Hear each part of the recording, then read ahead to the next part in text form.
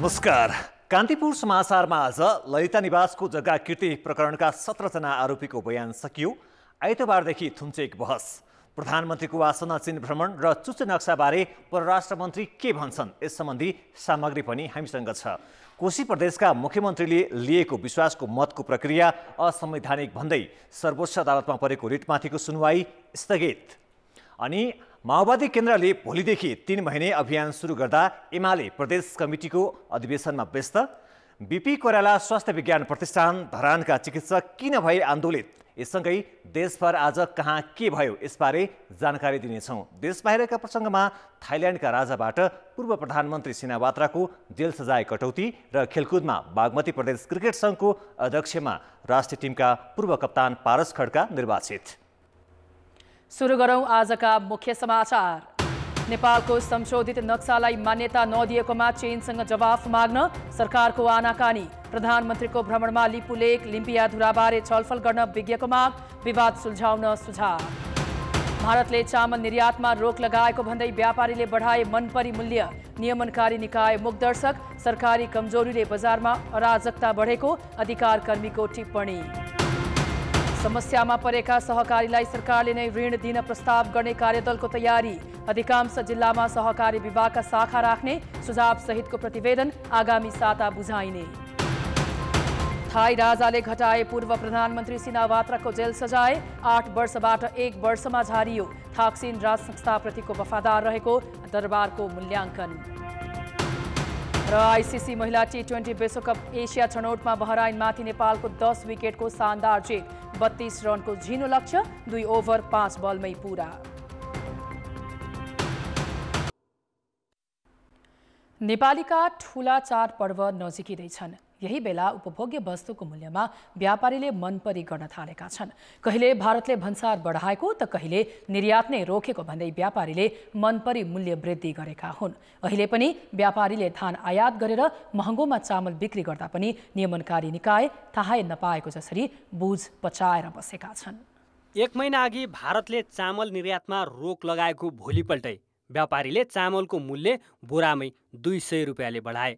यो पछिल्लो 1.5 वर्षको अवधिमा मूल्य वृद्धि भएको चौथो पटक हो। अघिल्लो जेठमा स्थानीय तहको निर्वाचन हुनुपूर्व जिरा मसिनो चामलको मूल्य प्रति बोरा 1750 रुपियाँ थियो भने अहिले 2300 रुपियाँ पुगेको छ। त्यस्तै नेवारी लङ ग्रेन चामलको मूल्य प्रति बोरा 2600 रुपियाँबाट बढेर 3300 पुगेको छ। करिब 1.5 वर्षको अवधिमा चामलको मूल्य बोरामै 600 रुपियाँले बढेको छ। यो निकायलाई हेर्नु पर्यो, किन यसरी भाउ बढ्दैछ, बजार भाउ किन यस्तो भएको छ भनेर सम्बन्धित ठाउँमा पुग्नु पर्यो। घर चलाउन कति समस्या छ नि। एजुकेसनहरू उस्तै महँगो, खाद्यान्नहरू त्यस्तै महँगो है। अब तलब हुन्छ यति थोरै मान्छेको अथवा कमाइ हुन्छ थोरै, पहिलेको हिसाबले हेर्दा यो धेरै नै बढ्यो, धेरै नै अत्याचारै भइसक्यो यसको त। धेरै नै कहाँ त होलसेलमै ल्याउँदाखेरि नि त्यति नै बढाइहाल्यो। हामी त गोदामबाटै ल्याउँछौँ, त्यहाँ पनि त्यतिकै बढा। व्यापारीले चामलको मूल्य वृद्धि गरे पनि अहिले निर्बाध रूपमा भारतबाट धान आयात भइरहेको छ। तर मूल्य घटाउने भन्दा पनि भारतले जुनसुकै बेला धान निर्यात रोक्न सक्ने भन्दै व्यापारी मूल्य बढाउनमै केन्द्रित छन्। हामीसँग 2 महिनाको स्टक छ। अहिलेदेखि हामी प्रिपेयर्ड भएन भने 1 महिनापछि फेरि समस्या आउन सक्छ। जब मेन्टली मान्छेहरू सोच्छ यो सर्टेज हुने सम्भावना छ भने स्टक अलि मान्छेले बढिरहेको छ। त्यो सबै कारणले हेर्दाखेरि अहिले समस्या छैन। तर प्राइस त नेचुरल वेमा बढाएको छ। कमोडिटी आइटमको त रोकेर रुक्दैन, घटाएर घट्दैन। 1 क्विन्टल धानबाट 65 देखि 67 किलो चामल निस्किने भए पनि उद्योगी भने वाणिज्य विभागलाई 45 किलो मात्रै चामल निस्किने तथ्याङ्क पेश गरिरहेका छन्। उद्योगी व्यापारीले मनपरी ढङ्गले तथ्याङ्क पेश गर्दा पनि नियमनकारी निकाय वाणिज्य विभागले कैफियत भेट्न सकेको छैन। कस्ट एनालाइसिस सिट जुन अध्ययन गर्ने हुन्छ त्यसलाई विज्ञहरूसँग समेत सरसल्लाह गरेर अध्ययन गरिरहेका छौँ। अब त्यस्तो अवाञ्छितै तवरले त्यति धेरै गरेको अब बिग हाउसबाट उत्पादनको सेक्टरमा चाहिँ त्यस्तो भइसकेको त देखिन्न।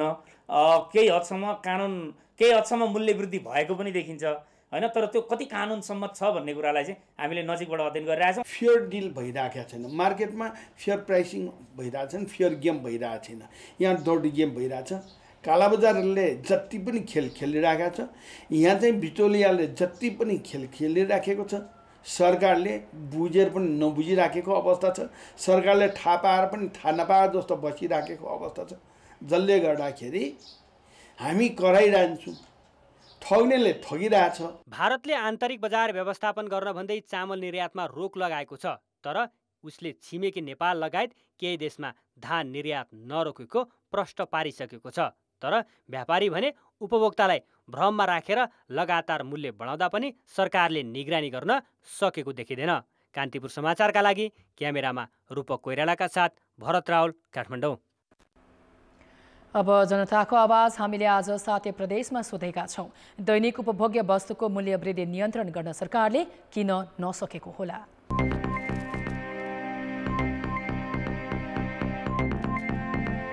सरकारले अनगौर नगर्ने, व्यापारीले चाहिँ अब सर्टेज छ भनेर मूल्य बढाइहाल्ने, त्यही भएको कारणले चाहिँ अब मूल्य बढ्यो। सरकारले चाहिँ यो जनताको लागि भन्दा पनि अहिले राजनीतिक चाहिँ कसरी टिकाउने भन्नेमा ध्यान दिएको हुनाले मूल्य वृद्धिमा चाहिँ नियन्त्रण गर्न नसकेको। व्यापारीहरूले सकेसम्म आफू खुसी मोनोपोली गरेर यो व्यापार भइरहेको कारणले यो तलमाथि भयो। सरकारले मूल्य निर्धारण नीति र उत्पादनमूलक क्षेत्र उपभोक्ता बिचको यो खाडलको अन्तरको कोअर्डिनेट र समाधान गर्न नखोजेको कारणले दैनिक उपभोग्य सामानहरूको चाहिँ मूल्य सूची निर्धारण नभएको कारणले मूल्य वृद्धिको नियन्त्रण नभएको। सरकार माफियाहरूबाट चलेको छ, माफियाहरूबाट सरकार चलेपछि कसरी चाहिँ नियन्त्रण गर्न सक्छ? उसले सरकारले जनतालाई मार्ने काम मात्रै गरेको छ, उसले आफ्नो सरकारलाई कसरी केन्द्रित गरेर बचाउने खेलो मात्रै गरेको छ। सरकारले किसानसँग डाइरेक्ट कुरा गरेर त्यहाँको सामानहरू सबै मार्केटमा लिएर गएको भए होइन, अब बजेटहरू अलिकति कम हुन्थ्यो होला, अब त्यस्तो गरेको छैन। त्यही भएर बजार अनुगमन गर्न नसक्नु र कृषकबाट सिधै सामानहरू बजार जान नसक्नु, परनिर्भर हुँदाखेरि कसरी नियन्त्रण गर्न सकिन्छ? सत्ता टिकाउने मात्र ध्यान गरेको हुनाले यो गर्न सकिरहेको अवस्थामा लामो समय छैन। निजी क्षेत्रले अत्याधिक रूपमा क्याटलिङ सिन्डिकेटहरू गर्यो, यसलाई सरकारले चाहिँ नियन्त्रण गर्नुपर्छ। यसमा चाहिँ सरकारको ध्यान पुगेन। धेरै जसो वस्तुहरू बाहिरबाट लिने हुनाले त्यो धेरै मूल्य अभिवृद्धि भएको जस्तो लाग्छ। 10 रुपियाँमा किसानले टमाटर 1 केजी पाउँछ भने हाम्रो घरमा आउँदा 70-80 रुपियाँ पर्ने भने त्यस्तोरी आउँछ। यो बिचौलियाहरूलाई चाहिँ यो सरकारले नै कन्ट्रोल गर्नुपर्छ। सरकारले दीर्घकालीन प्लान बनाएर यसको समाधान गर्न लाग्नुपर्छ। सरकारलाई दबावमूलक कार्यक्रम गर्नुपर्छ, त्यसपछि मात्र यो नियन्त्रण हुन्छ। एकअर्कासँग रिभेन्ज गर्ने, मुद्दामा मुछ्ने एकअर्कालाई, त्यतिमा मात्र सरकारको ध्यान छ। जनताको बारेमा, डेभलपमेन्ट बारेमा सोचौँ भन्ने ध्यान गए पो इन्फ्लेसन कन्ट्रोल गर्ने, महँगी कन्ट्रोल गर्ने भन्नेतिर जाने।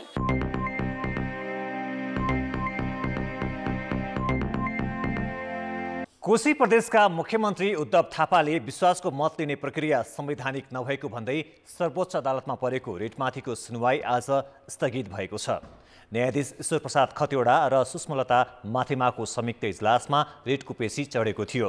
तर यसअघि भदौ 6 गते अन्तरिम आदेश दिएका खतिवडाकै इजलासमा परेपछि हेर्न नमिल्ने भएको हो। सुरुवातमा एकल इजलासले अन्तरिम आदेश दिइसकेपछि अर्को पटक सुनवाई गर्दा पहिलेकै न्यायाधीशले हेर्ने गरेका छैनन्। कोशी प्रदेशका एमाले संसदीय दलका नेता हिक्मत कुमार कार्कीले सरकारको वैधानिकतामाथि प्रश्न उठाउँदै दायर रिटमा भदौ 6 गते प्रारम्भिक सुनवाई गर्दै सर्वोच्चले सरकारले दिएको विश्वासको मत असंवैधानिक ठहर गरेको थियो। साथै दीर्घकालीन प्रभाव पार्ने काम र निर्णय नगर्न अन्तरिम आदेश दिएको थियो।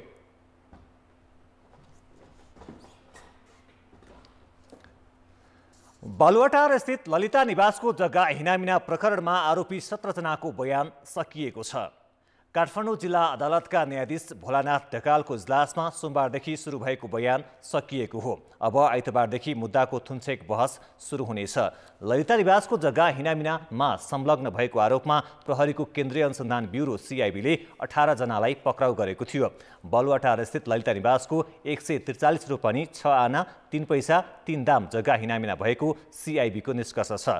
जिल्ला सरकारी वकिल कार्यालयले 310 जनालाई प्रतिवादी बनाएर काठमाडौँ जिल्ला अदालतमा मुद्दा दायर गरेको थियो। सरकारी वकिलले जग्गा फिर्ता गर्ने प्रयोजनको लागि मृत्यु भएका 21 जनालाई पनि प्रतिवादी कायम गरेको छ। प्रधान न्यायाधीश विशुम्भर प्रसाद श्रेष्ठले आगामी दिनमा उत्कृष्ट कार्य क्षमता भएकाहरूलाई मात्र न्यायाधीश नियुक्त गरिने बताएका छन्। सर्वोच्च अदालत बार एसोसिएसनले आज काठमाडौँमा गरेको कार्यक्रममा प्रधान न्यायाधीश श्रेष्ठले विगतमा भएका कतिपय नियुक्ति विवादित बनेकाले अब त्यस्तो अवस्था हुन नदिने बताएका हुन्। उनले न्याय सेवामै रहेकाले प्राथमिकता पाउन सकिने भए पनि संविधान र कानुनमा भएका व्यवस्था अनुसार नेपाल बारले गर्ने सिफारिस पनि नछुटाउने जानकारी दिए।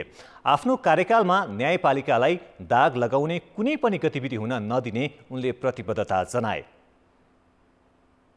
अब जाने न्यायाधीशहरू जसले न्यायपालिकालाई धेरै राम्रो रूपमा असल चरित्र भएका कार्यक्षमता असल राम्रोसँग सम्पादन गर्न सक्ने भएका व्यक्तित्वलाई लाने मेरो प्रयास हुनेछ।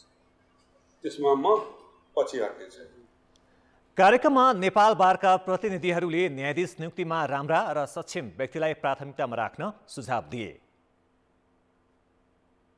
बल्कमा न्यायाधीश नियुक्त गर्ने हो भने एक रातमा 80 जना न्यायाधीश, 3 दिनमा 100 जना न्यायाधीश कसरी हिसाब किताब गर्ने, उसको हिसाब लगाउने कसरी, ऊ कति क्षमतावान छ भनेर कसरी बुझ्ने। त्यसैले गर्दाखेरि वर्तमान न्याय परिषदलाई असक्षम न्याय परिषद भनेर भन्न थालिएको छ। यो कुरा हामी हेरिराखेका छौँ। हामी चाहन्छौँ मेरिट लिस्टबाट न्यायाधीश नियुक्त होस्। एकजना दुईजना जस्तो अस्ति भने पनि एकजना भने पनि अगाडि बढाइहाल्नु भयो नि, त्यो ज्यादै पोजिटिभ कुरा हो। भए त सबै गएको भए हुन्थ्यो, नभए पनि केही त्यहाँ पनि अब्स्टकलहरू होला। एकजना दुईजना तीनजना जति सकिन्छ, बरु चाहिँ 2 दिन 3 दिनको ग्याप गरेर भए पनि 1 महिनाभित्र सबै सकिदिनुहोस्। एकैचोटि ब्लकमा जाँदाखेरि सबैले भाइभन्दा पर्ने भए त्यो कुरो मिल्दैन, यहाँले पनि समाधान गर्न सक्नुहुन्छ। कार्यक्रममा सहभागीहरूले न्यायपालिका सुधारको प्रतिवेदन कार्यान्वयन गर्न सुझाव दिएका थिए। नेकपा माओवादी केन्द्रले भोलिदेखि 3 महिने अभियान सञ्चालन गर्ने भएको छ। पार्टी कार्यालय पेरेस डाँडामा आज आयोजित पत्रकार सम्मेलनमा माओवादी केन्द्रका प्रवक्ता अग्निप्रसाद सापकोटाले जनतासँग माओवादी रूपान्तरणका लागि 3 महिने अभियान सञ्चालन गर्ने जानकारी दिए। अभियानका क्रममा केन्द्रीय नेताहरू नै विभिन्न जिल्लाका ओडामा खटिने उनले जानकारी दिए। अभियानको उद्घाटन पार्टी अध्यक्ष तथा प्रधानमन्त्री पुष्पकमल दाहालले चन्द्रागिरी नगरपालिकाबाट गर्दैछन्। माओवादी केन्द्रले 3 महिने अभियानमा कम्तीमा 25 लाख मतदातासँग प्रत्यक्ष भेटवार्ता गरी सरकार र पार्टीका विषयमा जानकारी गराउने लक्ष्य राखेको छ। प्रादेशिक संरचनामा गएको 8 वर्षपछि नेकपा एमाले पहिलो पटक 7 प्रदेश कमिटिको अधिवेशन गर्दैछ। भोलि लुम्बिनी प्रदेशको अधिवेशन गरेर एमाले प्रदेश अधिवेशनको सुरुवात गर्न लागेको हो। आइतबारसम्म चल्ने लुम्बिनीको अधिवेशनले पहिलो पटक निर्वाचन मार्फत प्रदेश कमिटिको नेतृत्व चुन्दैछ, जबकि यसअघि केन्द्रले तोकेका नेताले प्रदेशको नेतृत्व सम्हाल्दै आएका थिए। यसको आलोचना हुँदै आएको थियो। यसपटक प्रतिनिधिहरूले प्रदेशको नेतृत्व चुन्ने भनिए पनि प्रतिस्पर्धाहरूलाई गुटगत भेला नगर्न नेतृत्वले निर्देशन दिएकाले पुनः केन्द्रको हस्तक्षेप हुने हो कि भन्ने आशंका छ।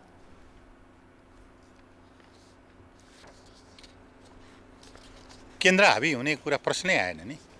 केन्द्रको कुनै अमुक व्यक्तिलाई अमुक व्यक्ति चाहिँ अध्यक्ष बनाउन पाए हुन्थ्यो भनेर केन्द्रीय नेताहरूको चाहना हुन सक्छ, तर त्यस हलमा आएका प्रतिनिधिहरू सार्वभौम हुनेछन्।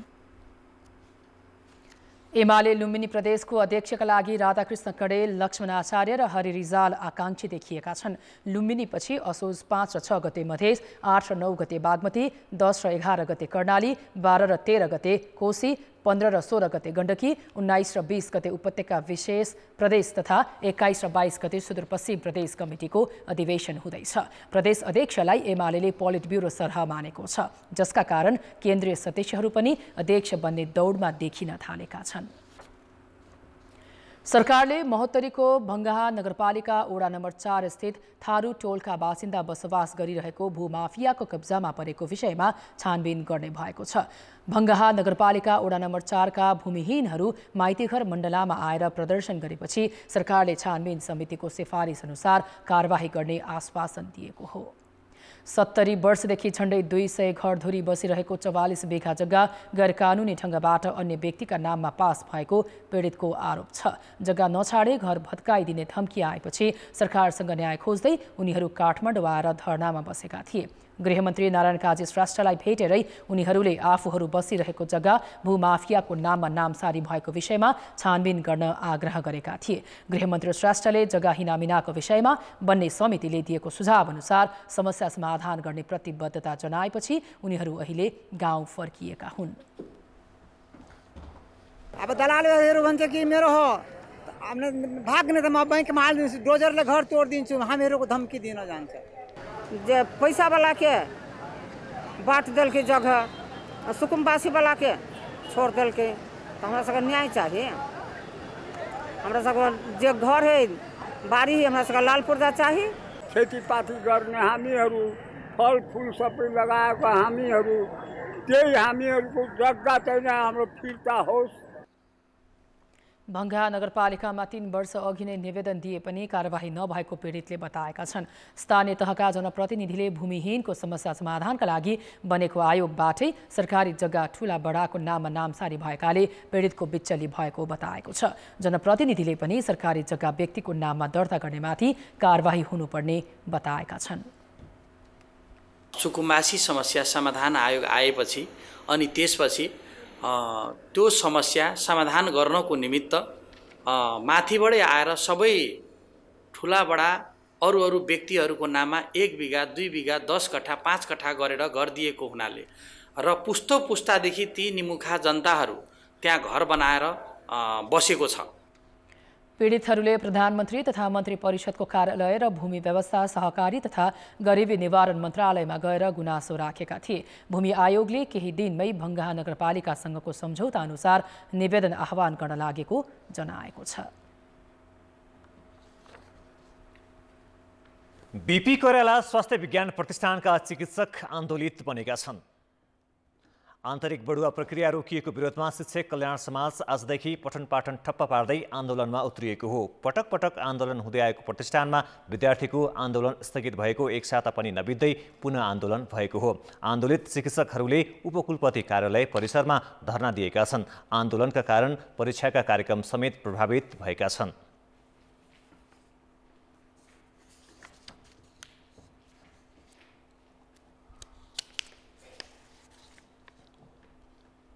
हाम्रो एउटै माग छ, चलिरहेको जुन प्रमोसन छ त्यसलाई सुचारू गर्नु अनि छिटोभन्दा छिटो सिनेट बसाएर त्यसको रिजल्ट निकाल्नलाई हामी आह्वान गर्दछौँ। प्रतिष्ठानमा कार्यरत चिकित्सक तथा शिक्षकको आन्तरिक बढुवा 6 वर्षदेखि र प्रशासनिक कर्मचारीतर्फ 15 वर्षदेखि बढुवा रोकिएकाले आन्दोलनमा उत्रनु परेको शिक्षक कल्याण समाजले जनाएको छ। अब जनमतको अन्तिम परिणाम। जनमतमा हिजो हाम्रो प्रश्न थियो, डेङ्गी नियन्त्रण गर्न 3 तहका सरकारबीच समन्वय नहुनुलाई के भन्ने? ए, जनस्वास्थ्यमाथिको व्यवस्था, बी, दायित्वबाट पन्छिने मेलो र सी, स्पष्ट नीतिको अभाव। जनमतको अन्तिम परिणाम यस्तो छ। ए, जनस्वास्थ्यमाथिको व्यवस्थामा 51%, बी, दायित्वबाट पन्छिने मेलोमा 33% र सी, स्पष्ट नीतिको अभावमा 16% मत प्राप्त भएको छ। अब जनमतमा आजको प्रश्न। जनमतमा आज हाम्रो प्रश्न छ, अत्यावश्यक सेवाका क्षेत्रमा पटक पटक आन्दोलन हुनुलाई के भन्ने? ए, व्यवस्थापकीय अक्षमता, बी, सेवाप्रतिको गैर जिम्मेवारीपन र सी, कर्मचारीको बाध्यता। जनमतको अन्तिम परिणाम भोलि साँझ 8 बजेको कान्तिपुर समाचारमा प्रसारण गर्नेछौँ। कृपया NEWS news space A, B वा C टाइप गरी 34001मा SMS गरी आफ्नो मत व्यक्त गर्नुहोला। प्रधानमन्त्री पुष्पकमल दाहाल आगामी असोज 4 गतेदेखि चीन जाने तयारीमा छन्। यही बेला चीनले जारी गरेको नयाँ नक्सामा नेपालको चुच्चे नक्सा समेटिएको विषयलाई लिएर सर्वत्र चासो उत्पन्न भएको छ। भारतले अस्वीकार गर्दै आएको चुच्चे नक्सालाई चीनले समेत बेवास्ता गरेको टिप्पणी राजनीतिक तथा कूटनीतिक वृत्तमा गरिएको छ। प्रधानमन्त्रीको भ्रमणका क्रममा यो विषयमा नेपालले स्पष्ट जवाफ माग्नुपर्ने आवाज उठेको छ। प्रधानमन्त्री पुष्पकमल दाहाल आगामी असोज 4 गते अमेरिकाबाट सिधै चीन जाँदैछन्। यही बेला चीनले भारतको अरुणाञ्चल प्रदेशलाई समेटेर सार्वजनिक गरेको नयाँ नक्साले नेपाललाई पनि झस्काएको छ। जसरी भारतले लिपुलेक, कालापानी र लिम्पियाधुरा समेटिएको नेपालको नक्सा अस्वीकार गर्दै आएको थियो, चीनले पनि नेपाली भूमिलाई उसै गरी बेवास्ता गर्दै आफ्नो नयाँ नक्सामा ती भूभाग समेटेन। चौतर्फी आलोचना भइरहँदा समेत चीनको नयाँ नक्साबारे जवाफ माग्न परराष्ट्र मन्त्रालयले आनाकानी गरिरहेको छ। यो नक्साको बारेमा छिमेकी र अन्तर्राष्ट्रिय समुदायले चाहिँ त्यसको सम्मान गरोस् भन्ने चाहना छ। यसको बारेमा चाहिँ आवश्यकता पर्यो भने छलफल हुन सक्छ। लिपुलेक चीन, नेपाल र भारतको त्रिदेशीय बिन्दु समेत हो। सन् 2015मा भारत र चीनका प्रधानमन्त्री बीच लिपुलेक हुँदै व्यापारिक मार्ग विस्तार गर्ने समझदारी भएको थियो। तर नेपाली भूमि भएर व्यापार गर्ने सम्झौतामा नेपाली पक्षलाई समावेश गराइएको थिएन, जसको व्यापक विरोधपछि तत्कालीन सरकारले दुवै मुलुकलाई कूटनीतिक नोट बुझायो। नेपालको गम्भीर चासो रहेको भूमिका विषयमा भारतले स्पष्ट जवाफ दिन सकिरहेको छैन भने विवाद समाधानका लागि पटक पटक भइरहेको पहलको समेत बेवास्ता गर्दै आएको छ। अर्कोतर्फ चीनले पनि नेपाली भूमिलाई बेवास्ता गर्नुको कारणबारे सरकारले स्पष्ट जवाफ माग्नुपर्ने पूर्व परराष्ट्र मन्त्री बताउँछन्। हाम्रो जमिन चाहिँ हाम्रो आफ्नो नक्साभित्र हाल्यौँ भन्ने कुरा पनि चाइनिजहरूसँग म त्यहाँ हुँदैमा उहाँहरूसँगको एउटा भेटमा कुराकानी पनि भएको छ। त्यसो भए उनीहरूले थाहा नभएको होइन। जहाँसम्म अहिले चीनले निकालेको नक्सामा पनि हाम्रो पार्ट चाहिँ त्यसमा देखिएन भनेर जो भनेको छ, त त्यो विषयमा पनि उहाँहरूसँग बसेरै छलफल गर्नुपर्छ। चीनसँग भएको कुराहरूमा चीनसँग बसेर, भारतसँग भएको कुरामा भारतसँग बसेर र त्रिदेशीय जुन सम्बन्धहरू र त्यस्तो पोइन्टमा सम्म आइपुग्छौँ नि, त्यसको निष्कर्ष खोज्नमा चाहिँ तिनटै मुलुकहरू बसेर त्यो त्रिदेशीय पोइन्ट निर्क्योल गरेर त्यहाँ चाहिँ नि हाम्रो सीमाको स्तम्भ गाड्नुपर्छ। सरकारका तर्फबाट औपचारिक धारणा नआए पनि सत्ता नेतृत्व गरिरहेको नेकपा माओवादी केन्द्रले भने प्रधानमन्त्रीको चीन भ्रमणको समयमा यो विषय उठाइने बताएको छ। प्रधानमन्त्री चाहिँ अब चीन भ्रमण जाँदै हुनुहुन्छ, त्यस बेलामा कुराकानी हुन्छ र यसबारेमा प्रष्ट हुनुपर्छ। सरकार प्रष्ट हुँदै फेरि जनतालाई पनि प्रष्ट गर्नुपर्छ। तत्कालीन प्रधानमन्त्री बीपी कोइरालाका पालामा चीनले आफ्नो नक्सामा सगरमाथालाई चिनिया भूमिमा देखाएको भन्दै विरोध भएको थियो। तर त्यतिखेर नेतृत्वले यो विवाद सुल्झायो। 2077मा पनि हुम्लाको नाम्खामा पिल्लर हराएको भन्दै विवाद देखियो। नाम्खा स्थित 11 नम्बरको पिल्लर भेटिएपछि विवाद तत्कालका लागि समाधान भएको थियो। त्यसो त लिपुलेक क्षेत्रमा पनि भारतले आफ्नो नक्सामा नेपाली भूमि समेटेपछि नेपालले सुरक्षाकर्मीको उपस्थिति बढाएको छ। चीनसँगको सीमा क्षेत्रमा सशस्त्र प्रहरी बलका 7वटा सीमा सुरक्षा बेस राखिएका छन्। तर छिमेकसँगका सीमा विवाद समाधानका लागि नेपालले अझै स्पष्ट नीति बनाउन सकेको छैन। भारतका प्रधानमन्त्रीजी चाहिँ चीन जानुभयो, त्यसको चाहिँ त्यो जोइन्ट स्टेटमेन्ट जुन संयुक्त विज्ञप्ति आयो भारत र चीनको, त्यसको 28 बुँदामा यो लिपुलेकको बारेमा उहाँहरूले चाहिँ सम्झौता गर्नुभयो। 2015मा पठाएको त्यो नोटको आजसम्म दुवै मुलुकले, दुवै छिमेकीले जवाफ दिन आवश्यक ठानेका छैनन्। भनेपछि यसले एउटा के देखाउँछ भन्दाखेरि हाम्रा छिमेकीहरूले हामीलाई त्यति चाहिँ सिरियसली गम्भीर रूपमा नलिएको भन्ने चाहिँ त स्पष्ट देखाउँछ। यो सरकार भनेको चाहिँ यो पर्पेचुअल एन्टिटी, हेर्नुहोस्, यो निरन्तर चल्ने ऊ हो। सुशील कोइरालाको सरकारले गरेको कामलाई त्यसको उत्तराधिकारी सरकारहरूले चाहिँ त्यसलाई टेकअप गर्नुपर्ने हो कि होइन? त्यो किन हुन सकेन त? शक्ति राष्ट्रहरू भूगोलको स्वामित्वलाई लिएर विवादमा छन्। यसमा पनि भारत र चीनसँगको सिमानामा नेपालको सरकार छ। त्यसैले प्रधानमन्त्रीको भ्रमण आफ्नो राजनैतिक उद्देश्य पूर्तिका लागि भन्दा मुलुकको हितमा केन्द्रित हुन जरुरी छ। कान्तिपुर समाचारका लागि क्यामेरामा सुरज खड्का र पशुपति बुढाथोकीका साथमा रमेश धमला, काठमाडौँ। परराष्ट्र मन्त्री एनपी साउदले प्रधानमन्त्रीको चीन भ्रमणका क्रममा लिपुलेख, लिम्पियाधुरा सहितको नक्सालाई व्यवस्था गरिएको विषयमा चीनसँग छलफल गरिने बताएका छन्। प्रधानमन्त्रीको भ्रमणका क्रममा बीआरआई लगायतका परियोजनाबारे पनि छलफल हुने मन्त्री साउदको भनाइ छ। यिनै विषयमा मन्त्री साउदसँग सहकर्मी पर्वतराज घिम्रेले कुरा गरेका छन्। मूलतः चाहिँ यो विकास केन्द्रित भ्रमण हो। चीनले प्रस्ताव गरेका विषयहरू चाहिँ अब चीनले चाहिँ ट्रेडिसनली उहाँ र चाइना र नेपालको बिचमा बीआरआईको बारेमा त्यसको प्रारम्भमा दस्तखत भएको छ। त्यसको कार्यान्वयनको बारेमा चीनले चासो राखेको छ। त्यो बीआरआई अन्तर्गत 9वटा आयोजनाहरू यो पटक टुङ्गो लाग्छ।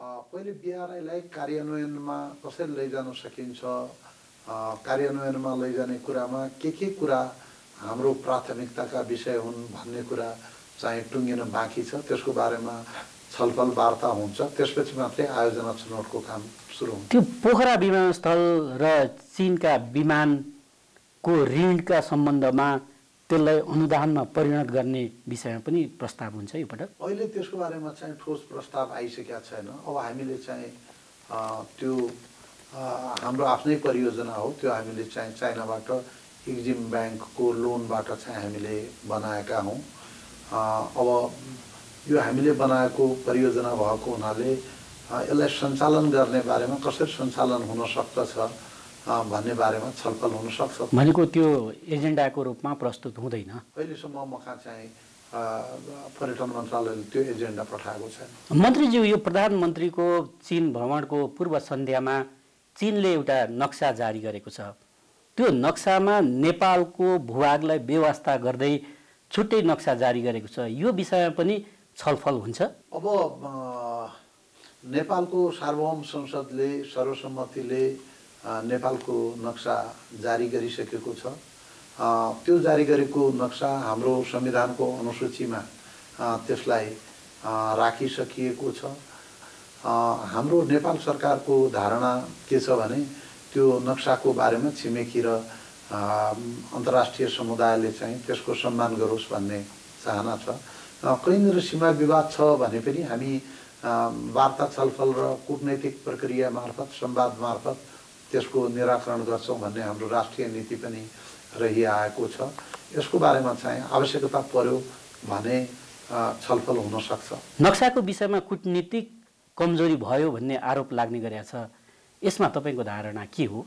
तर यो नक्साको बारेमा चाहिँ तत्कालीन विदेश मन्त्रालयमा काम गरेका केही मन्त्री साथीहरूले सार्वजनिक रूपमा बाहिर भनिरहेका छन् हामीले नक्सा भारतमा चीनमा दिएका थियौँ पठाएछौँ भनेर चाहिँ भनिराख्नु भएको छ। तर मैले चाहिँ यहाँ परराष्ट्र मन्त्रालयभित्र त्यसलाई चाहिँ खोज्नुहोस् कहिले गएको छ कि छैन भन्दाखेरि मलाई चाहिँ त्यो अहिलेसम्मको गएको सूचना ठोस रूपमा आएको छैन।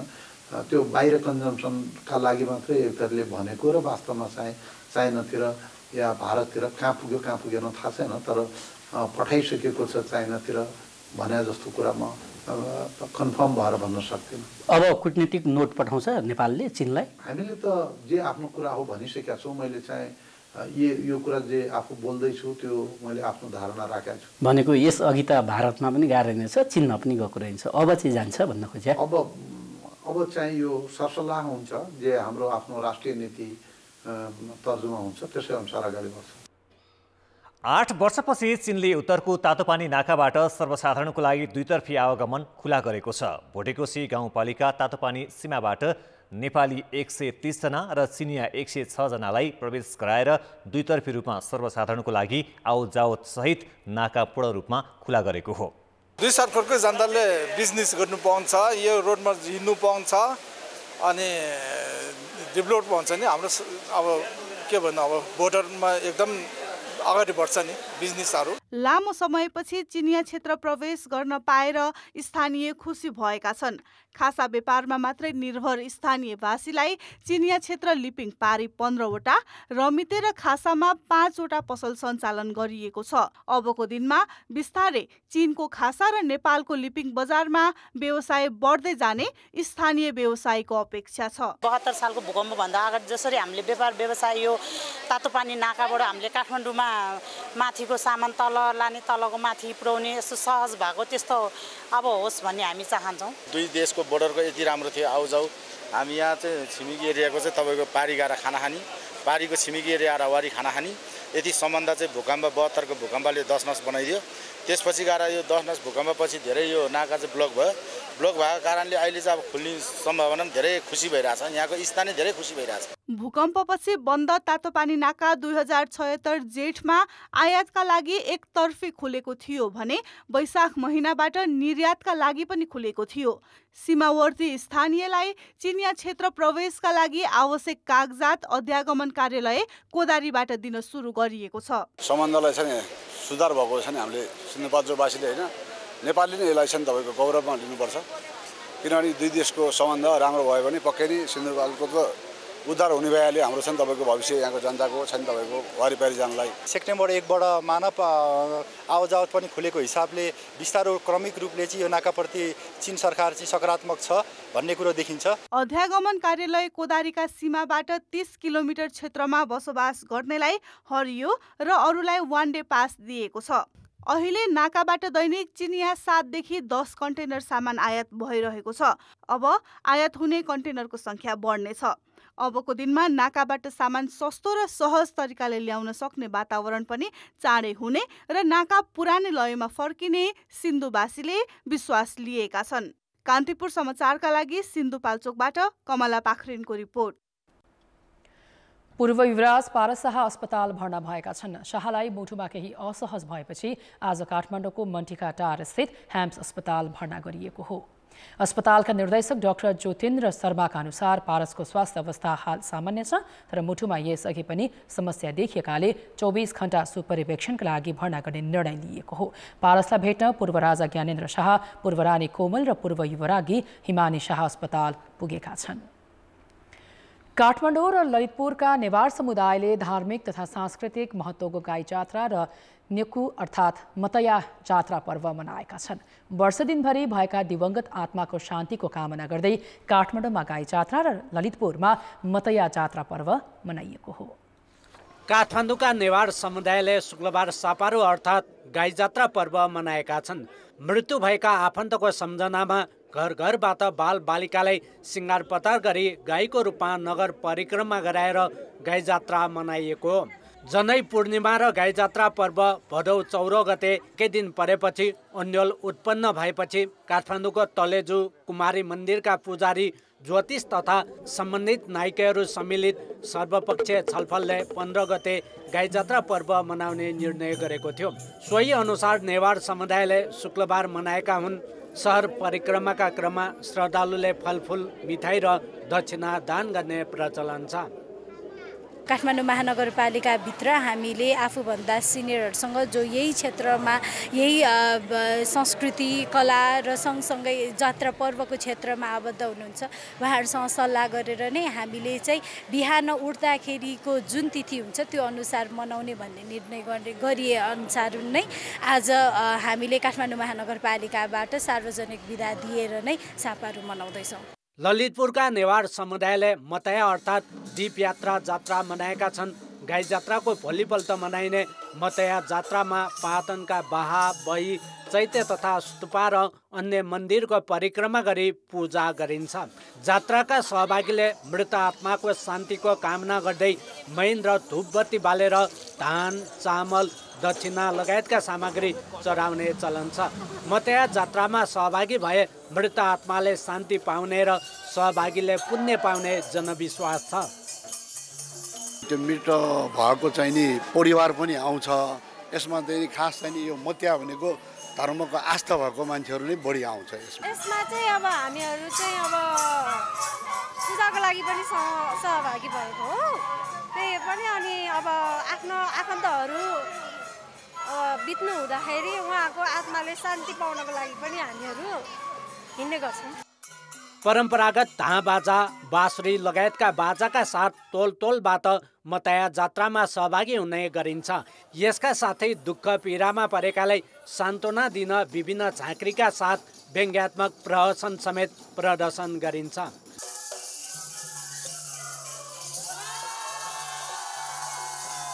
यो हामी अब परापूर्वदेखि मत्यामा नेकु जात्रामा अब यो चलन अनुसार भइरहेको थियो। त्यो अनुसार हामी यसलाई निरन्तर मात्रै दिइरहेका हौँ रमाइलोको लागि। भगवान बुद्धले बोधि र इन्द्रियहरूमाथि नियन्त्रण प्राप्त गरेको खुसियालीमा बौद्ध धर्मावलम्बीहरूले विशेष पर्वका रूपमा यो जात्रा मनाउने गर्दछन्। मतया जात्राका क्रममा पाटनका बहा, बही, चैत्य र मन्दिर परिक्रमा गर्न झन्डै 12 घण्टाभन्दा बढी समय लाग्ने भएकाले ठाउँ ठाउँमा स्वास्थ्य शिविर र पानी तथा फलफुल वितरणको व्यवस्था गरिएको थियो। जात्रा पर्वमा पृथक रहेको मतया जात्रा नेवार समुदायले सामाजिक सद्भावका रूपमा जीवन्तता दिँदै आएका छन्। कान्तिपुर समाचारका लागि क्यामेरामा राजेन्द्र महर्जनका साथ Narayan किलम्बु, Kathmandu.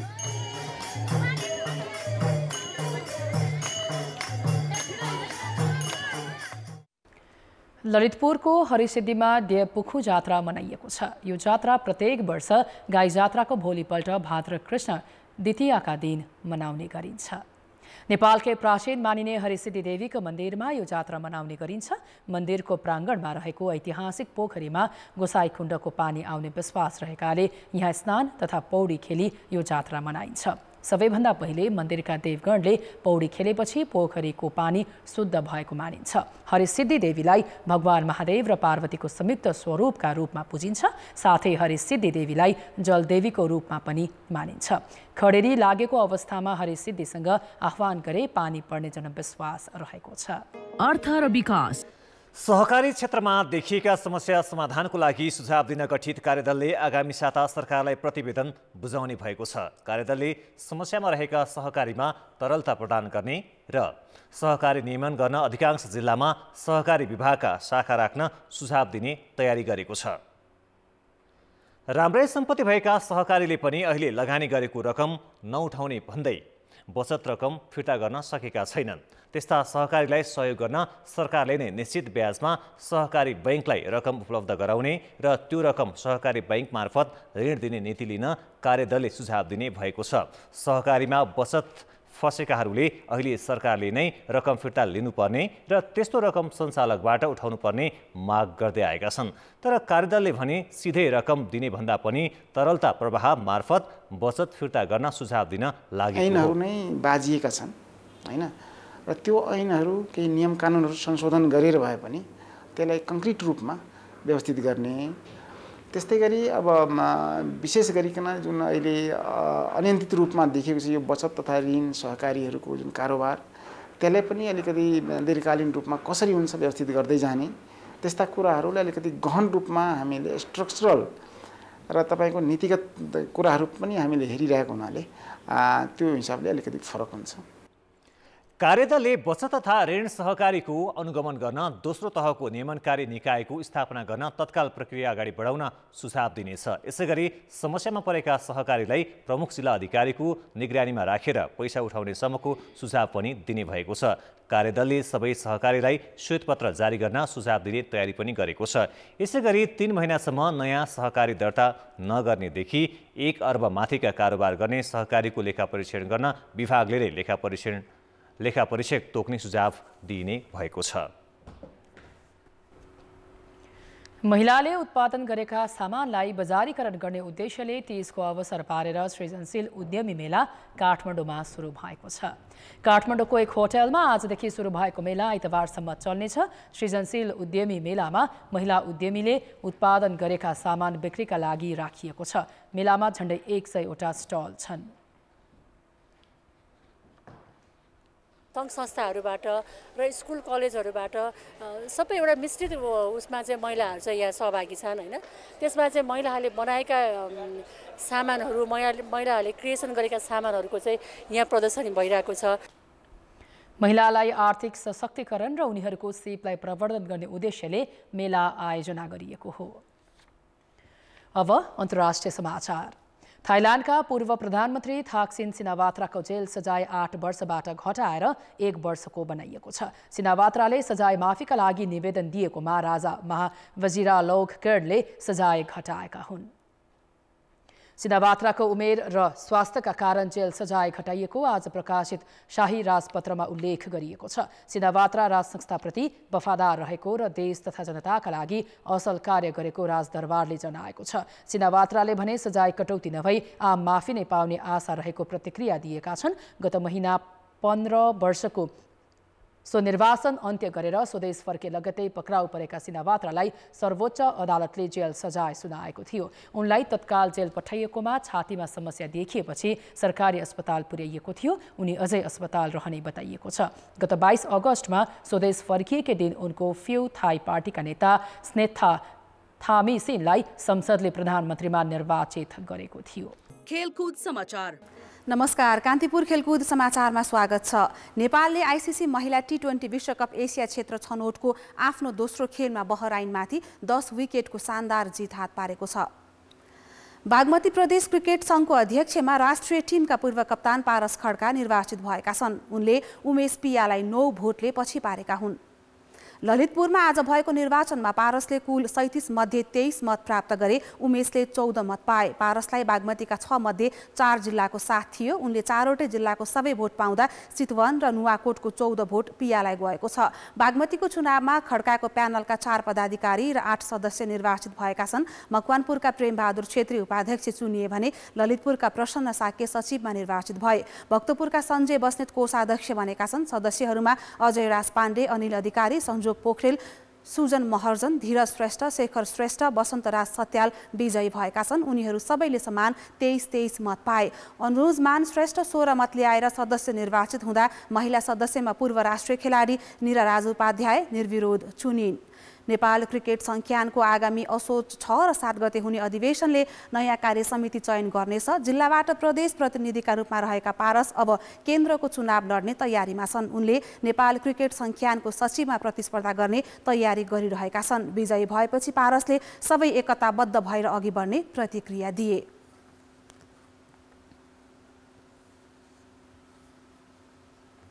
As a president of Bagmati प्रदेश क्रिकेट सङ्घ चाहिँ 6वटै जिल्लालाई हेर्ने दृष्टिकोण एउटै हुन्छ। मैले जिल्लाकै नुवाकोट र चितवनको दाइहरूलाई साथीहरूलाई पनि भनिसकेँ कि हामी चुनाव लड्यौँ। चुनावमा हारजित स्वाभाविक थियो, तर एउटा जिम्मेवार पोजिसनमा भइसकेपछि मेरो जिल्लाहरूप्रति हेर्ने दृष्टिकोण एउटै हुन्छ। त्यसमा को कहाँ कसरी के भन्ने भन्दा पनि 6वटै जिल्लालाई बागमती प्रदेश क्रिकेट सङ्घलाई एउटै दृष्टिकोणले हेरेर अगाडि बढ्नेछौँ। आज बागमतीको अधिवेशन सकिएसँगै सबै प्रदेशले नयाँ कार्य समिति पाएका छन्। कोशी प्रदेशको अध्यक्षमा सर्वजित पाण्डे र मधेसमा सुनिल कुमार महासेठ चयन भए। त्यसैगरी गण्डकीमा सञ्जय कान्त सिग्देल, लुम्बिनीमा सञ्जय गुरुङ, कर्णालीमा पदमबहादुर खड्का र सुदूरपश्चिममा वासुदेव जोशी निर्वाचित भएका छन्। स्क्वासलाई नेपालमा धनी वर्गको खेलको रूपमा हेर्ने गरिन्छ। उहिले राणा परिवारका सदस्यहरूले नै 32 पुतली स्थित एक क्लबमा स्क्वास खेल्थे। 2044 सालमा जब स्क्वास राष्ट्रिय खेलकुद परिषदमा दर्ता भयो, यो खेलमा अरूको पनि पहुँच बढ्यो। विशेष गरी सहरहरूमा लोकप्रिय यो खेलको सातो बाटोमा प्रशिक्षण केन्द्र छ। त्यही हलमा अहिले एसियाली खेलकुदका लागि इटालियन प्रशिक्षकबाट खेलाडीले अभ्यास गरिरहेका छन्। 9 देखि 13 दक्षिण एसियाली खेलकुदसम्ममा पुरुषबाट 2 तथा महिलाबाट 3 काँस्य हात पारेको स्क्वासले अहिलेसम्म रजत र स्वर्ण भने जितेको छैन। एसियाली खेलकुदमा त झन् नेपालको प्रदर्शन फितलो नै छ। यसपालिको एसियाडका लागि पुरुष र महिला दुवै टोली होङजौ जाँदैछन्। एसियाडका लागि छानिएका 3 पुरुष र 3 महिला गरी 6 खेलाडीलाई इटालियन प्रशिक्षक रेन्जो अन्डरनोले अभ्यास गराइरहेका छन्। रेन्जो तिनै प्रशिक्षक हुन् जसलाई स्क्वास सङ्घले 9औं राष्ट्रिय खेलकुदका लागि पनि बोलाइएको थियो। लेभल 2 गरेका रेन्जो प्राविधिक र रणनीतिक रूपमा निपुण मानिन्छन्। एसियाडमा व्यक्तिगत भन्दा टिम इभेन्टमा उनी आशावादी छन्। I expect one victory for because the team in Asian game is very strong. China, like Malaysia and Pakistan, I think, and I think I expect one victory in a team event. एसियाडका लागि तयारी गरिरहेका अमृत थापा मगर र कृष्ण थापा सहोदर दाजुबहिनी हुन् भने सहायक प्रशिक्षक हिरा बहादुर उनीहरूका बुवा। यस्तै अमीर ब्लोन र विपना ब्लोन पनि सहोदर दाजुबहिनी नै हुन्। अमृतले एसियाडकै लागि इटालीमा 5औं विश्व वरीयताका प्रशिक्षकबाट प्रशिक्षण लिइरहेका छन्। घरेलु कोर्टमा नै अभ्यासरत अन्य 5 जनाले पनि इटालियन प्रशिक्षक पाएका छन्। छोटो समयको प्रशिक्षण र एसियाड निकै प्रतिस्पर्धात्मक हुने भएकाले म्याच एक्सपोजर पनि त्यही अनुरूपको चाहिने खेलाडीको बुझाइ छ। एसियन गेमको लेभलको स्क्वास खेल्न हामीलाई त्यही लेभलको मान्छेहरूसँग प्र्याक्टिस पनि गर्नुपर्छ, किनभने त्यो बल हान्ने पावर, त्यो जुन उहाँहरूको स्किल हुन्छ त्योसँग युज टु हुनलाई हामीले हामीभन्दा राम्रो प्लेयरसँगै खेलेर इम्प्रुभ गर्नुपर्छ। राम्रो प्रदर्शनको आशा गरिए पनि स्क्वास खेलाडीको आवास र डायटको व्यवस्थापन भने कमजोर छ। ट्रेनिङ सेन्टरकै 2वटा कोठामा बसेर घरेलु खाना र आफू अनुकूल डायटका भरमा उनीहरूको प्रशिक्षण चलिरहेको छ। प्रतियोगिता र प्रतिस्पर्धाको स्तर अनुसार योजना बनाउनु पर्ने उनीहरूको सुझाव छ। कुनै पनि एसियन गेम भनेको चाहिँ त्यहाँनिर चाहिँ टप प्लेयरहरूको हुन्छ नि, टप प्लेयरहरू आउनुहुन्छ। त्यसले गर्दाखेरि हामीले यो लेभलको ट्रेनिङ गर्दाखेरि चाहिँ त्यहाँ एकैचोटि पुग्नको लागि चाहिँ कि त मिराकलै हुनुपर्छ कि त उनी हुनुपर्छ, एकदम लङ टर्म प्लान हुनुपर्छ क्या कुनै पनि चिज चाहिँ एउटा अचिभमेन्ट गर्नको लागि चाहिँ। त्यसैले गर्दाखेरि म मेडलै ल्याउँछु भनेर चाहिँ ग्यारेन्टी दिन सक्दिनँ, तर हाम्रो तर्फबाट चाहिँ एकदम बेस्टभन्दा बेस्ट पर्फर्मेन्स चाहिँ दिन कोसिस गर्छौँ। थोरै खेलाडी उत्पादन हुने स्क्वासको पूर्वाधार निकै कम छ। ढिलो गरी विदेशी प्रशिक्षक बोलाइएकाले प्रशिक्षणका लागि पनि पर्याप्त समय नपाएको खेलाडीको गुनासो छ। पदकका लागि खेलाडीले मेहनत गरिरहेका छन्, तर खेलाडीको मेहनतले मात्रै पदक जित्न सकिँदैन। योजनाबद्ध अभ्यास र पर्याप्त पूर्वाधार बनाउन सके मात्र अन्य देशका खेलाडीसँग पनि नेपाली खेलाडीले अपेक्षाकृत प्रतिस्पर्धा गर्न सक्छन्। कान्तिपुर समाचारका लागि क्यामेरामा विनोद कोजुका साथ प्रदीप लेखी, काठमाडौँ। खेलकुद समाचार अहिलेलाई यति नै। कान्तिपुर समाचार अहिलेलाई सकियो। कान्तिपुर टेलिभिजन हेर्दै गर्नुहोला। नमस्ते।